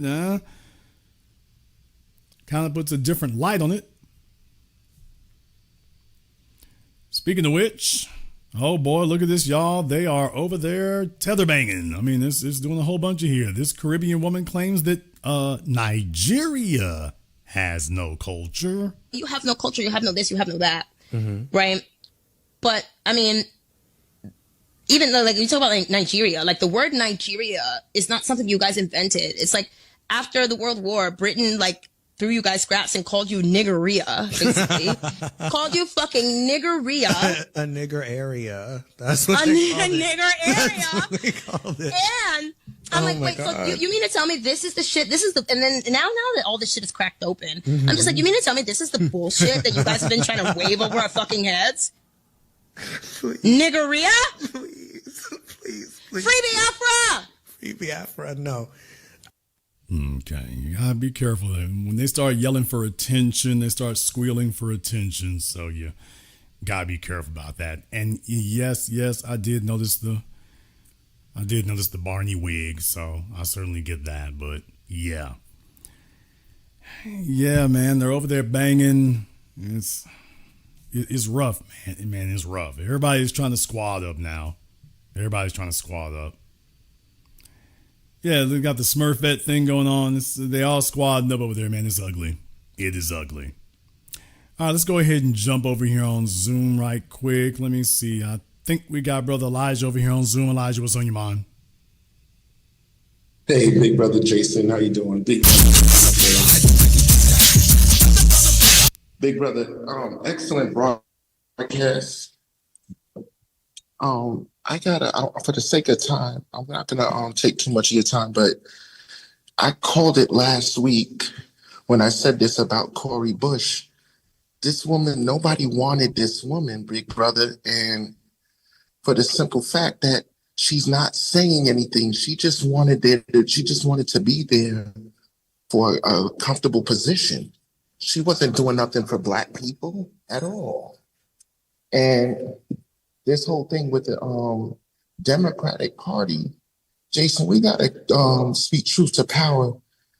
The reason this went on for so long and they got Roland Butt Cheeks Martin back in line and everything like that, a lot of our people are stupid because we should have never supported that party despite the fact they gave us the Voting Rights Act and the Civil Rights Act, because our lives here in America for the last 61 years has been nothing but turmoil. Well, I would submit to you they gave themselves the Voting Rights Act. I would submit that to you, rather. Yes, sir. That they gave themselves the Voting Rights Act. But look, the bottom line is that we have this situation where they're playing political games. You have folks who are acting like running for office. They are selected by the party, usually just handpicked out of nowhere because they already know who they are and what they're about. And the real thing is that they are utterly disposable. And by the way, that goes all the way up to the very top. You watch the Democrats dispose of Joe Biden, literally, on his way to running for re-election. They disposed of him mid-campaign. Yes, sir. They told him, yeah, he's like, wait a minute, it's only 3 more months to go. They're like, yep, and you won't be seeing it. So you gone. So they are chosen and they are disposable. And in many cases, the only folks who don't get it is them. Hey, Big Brother, one more comment and I'm going to land my plane. You called it 5 years ago, in September 2021, on that classic broadcast when you were talking about with Biden and the Haitians. You said it then, and I don't know why these tethers are in a frenzy. You said this: we will not be needing any more of you. All right, and then you, Tariq, and Professor Black Truth has answered the question: how has immigration benefited us? And it has not. All right, we listened to this fool right here. He didn't say he voted for Trump for for a certain reason because the Democrats have a pedophilia problem. I could have at least respected that. He's talking for business, and then we're asking the same question. Wow, you had 7 businesses and you didn't hire not one FBA? That goes to show, hey, these people have no connection with us, and it's time to get their asses up out of here. Okay, you start small, then grow big. You understand it? And on that note, I'm going to land my plane. Thank you very much for giving us a call tonight. We appreciate that. Yeah, just remember, folks, these people are disposable. They are disposable. You're brought in here, you're propped up by the powers that be, and you are disposable. And they create reality as they go along here, by the way. Don't let them fool you with that. Case in point, folks, something that sounds like it's straight comedy. Right from the annals of Alice in Wonderland, Secretary of State Mark Rubio, who thinks he's running for president next year. He thinks he's going to start running for president next year. We'll see. Marco Rubio literally posted up today: President Trump is the president of peace. Oh my God, bro. Oh, hell no, man. Intervention! This is literally from the Twitter account of the Secretary of State. Marco Rubio literally said, President Trump is the president of peace.